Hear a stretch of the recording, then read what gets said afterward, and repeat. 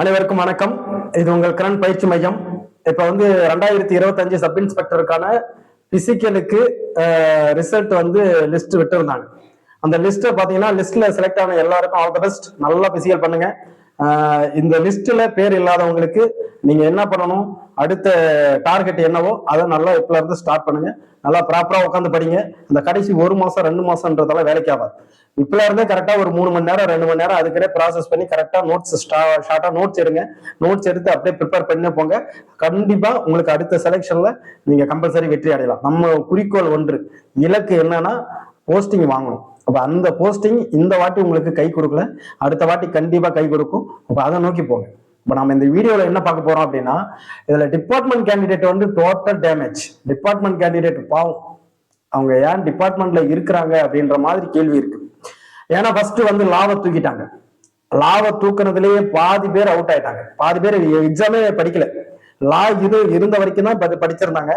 லா எப்ப இல்லைன்னாங்களோ அதுல பாதிக்கு பாதி பேர் 50% வெளில போயிட்டாங்க. ஏன்னா பிசிக்கலும் உண்டுன்னே அவங்களுக்கெல்லாம் அது சரி வராது அப்படின்னு சொல்லிட்டு பாதிக்கு பாதி பேர் வெளியில போயிட்டாங்க.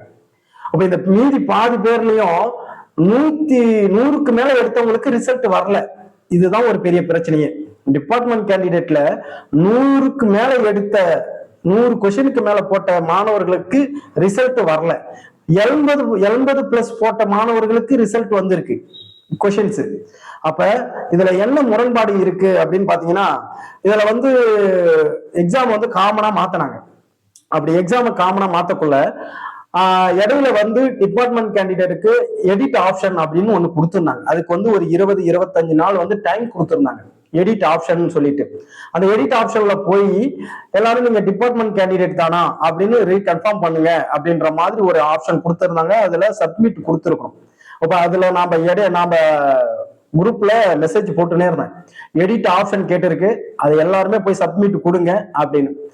என்ன ஒரு விஷயம்னா, எல்லாருமே டிபார்ட்மெண்ட் கேண்டிடேட்ன்றதுனால ஆல்ரெடி நம்ம டிபார்ட்மெண்ட்டுக்கு மட்டும்தான் எலிஜிபிள், ஓப்பனுக்கு கிடையாது. அதனால இந்த இதுக்கெல்லாம் நமக்கு தேவையில்லை அப்படின்ற மாதிரி 75% யாருமே பண்ணல. நிறைய பேர் அந்த எடிட் ஆப்ஷனுக்குள்ளே போகல, அதை பத்தி கன்சிடரேட்டே பண்ணல. ஆனா நம்ம குரூப்ல போட்டுக்கினே இருந்தோம், எடிட் ஆப்ஷன் கேட்குது, அதுல போய் எல்லாருமே டிபார்ட்மெண்ட்டுக்கு சப்மிட் கொடுங்க கொடுங்க கொடுங்கன்னு கேட்டு இருந்தோம், சொல்லிக்கினே இருந்தோம். அதுல பாதி பேர் கொடுக்கல. காலையில ஒரு 10 ஸ்டூடெண்ட் நமக்கு போன் பண்ணாங்க. எல்லாருமே 100க்கு மேல.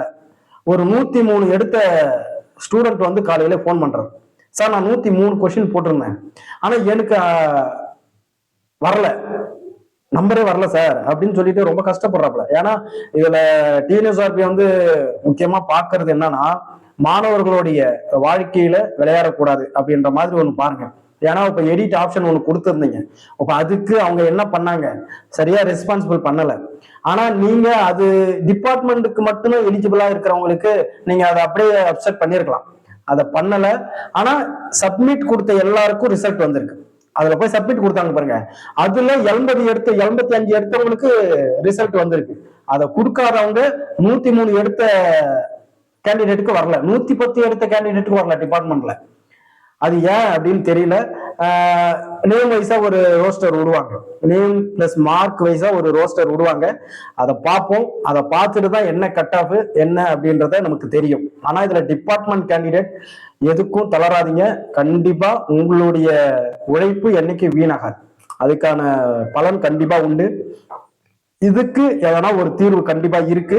முதல்ல அது வரட்டும், வந்த பிறகு அதுக்கப்புறம் என்னென்ன ப்ராசஸ் பண்ணலாம் அப்படின்றத டீட்டெயிலா பார்ப்போம். இப்போதைக்கு செலக்ட் ஆனவங்க பிசிக்கலுக்கு நல்லா பண்ணுங்க. 100க்கு மேல இருக்கிறவங்களுக்கு கண்டிப்பா இதுக்கு ஒரு வழி இருக்கும். இப்ப அவங்க என்ன எக்ஸ்பிளனேஷன் கொடுக்குறாங்க அப்படின்றது தெரியல டிஎன்எஸ்ஆர்பி சைட்ல இருந்து. ஏன்னா இப்ப நம்ம செலக்ட் ஆன நம்மளுடைய ஸ்டூடெண்ட் கேண்டிடேட் எல்லார்ட்டுமே விசாரிச்ச வரைக்கும் அவங்க எல்லாருமே சப்மிட் கொடுத்தவங்க. செலக்ட் ஆகாதவங்க 103 மார்க் எடுத்த ஸ்டூடெண்ட்டும் 100க்கு மேல எடுத்த ஸ்டூடெண்ட் எல்லாத்தையும் பேசக்குள்ள அவங்க எல்லாம் சப்மிட் கொடுக்கல. அப்போ ஒருவேளை இது காரணமா இருக்குமோ அப்படின்ற மாதிரி ஒண்ணு தோணுது.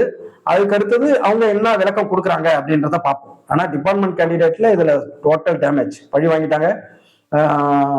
பாவம், என்ன பண்ண போறாங்க அப்படின்றது தெரியல. ஏன்னா இத்தனை மாதங்கள் உழைச்சு இதுக்கு டியூட்டி, இவ்வளவு டியூட்டி நடுவுலயே அவங்க உட்காந்து படிச்சு லாவை படிச்சிருந்தாங்க. அதுக்கப்புறம் லா கிடையாது, இன்னும் உடனே ஓப்பனுக்கான புக்கை எடுத்தாங்க, ஜிகே படிச்சாங்க, சைக்காலஜி போட்டாங்க. இப்படி ஒவ்வொரு ஸ்டேஜ்லயும் தன்னுடைய மனநிலை எல்லாத்தையும் மாத்தி மாத்தி அவங்க ஒரு லெவல்ல வந்து மார்க் எடுத்தும் அவங்களுக்கு அந்த ரிசல்ட் வரலன்னுக்குள்ள அவங்களுடைய மனவேதனை வந்து சொல்ல முடியல.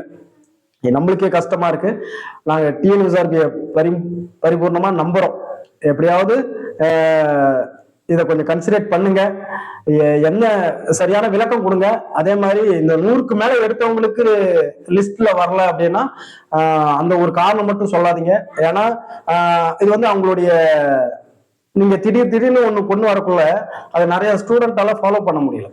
நிறைய ஸ்டூடெண்ட் வந்து அதை டியூட்டி ப்ரெஷர் அப்படி இப்படின்னு போயிட்டாங்க. அதை பெருசா கண்டுக்கல. ஏன் இதுல ஒரு கண்டுக்கல அப்படின்னா நாம டிபார்ட்மெண்ட்டுக்கு மட்டும் தான் எலிஜிபிள், அதனால அவங்க கண்டுக்காம விட்டுட்டாங்க.